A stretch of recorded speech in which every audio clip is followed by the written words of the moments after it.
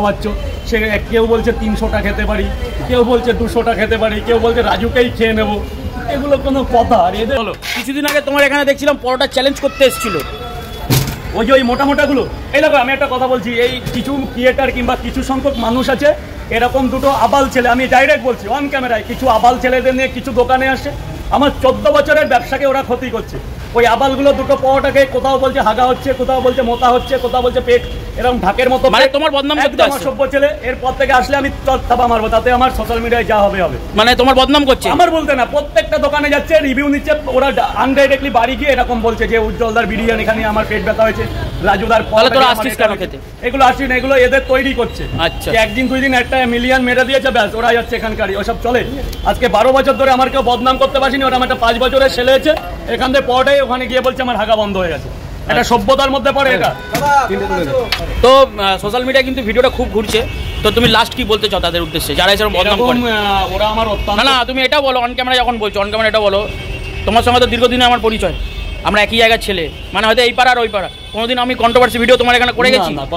করনি, আর আমি কন্ট্রোভার্সি আমিও পছন্দ করি না, কিন্তু ওই ভিডিওটা দেখে ওই জন্যই তোমাকে জিজ্ঞেস করছি। ছোট ভাইয়ের মতো আমি তাদের বোঝাবো যে বাবা এরকম করতে নেই, কোনোদিন কাউর খেয়ে কখনো বদনাম করবে না, আমার সামনে বলো।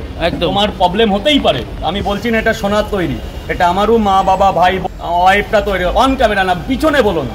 এখানে 10 জন খাচ্ছে, 10 জনের একরকম লাগতে পারে না, আমি বলি যেটা বলবে আমার সামনে বলো। তোমার যদি পার্সোনাল প্রবলেম হতে পারে, পেটের প্রবলেম হতেই পারে, আমি মানছি, সেটা আমার প্রবলেম বলো, আমার সামনে বলো।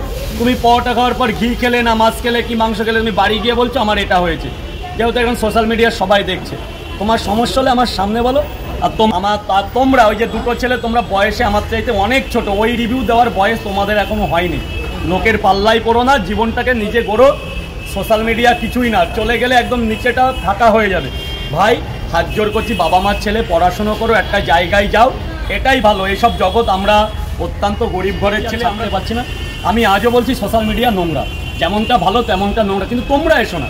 আমরা একটা কার্যক্ষেত্রে ঢুকে পড়েছি, মানুষের ভালোবাসা পেয়ে গেছি, কিন্তু তোমরা হলে আজকের ভবিষ্যৎ।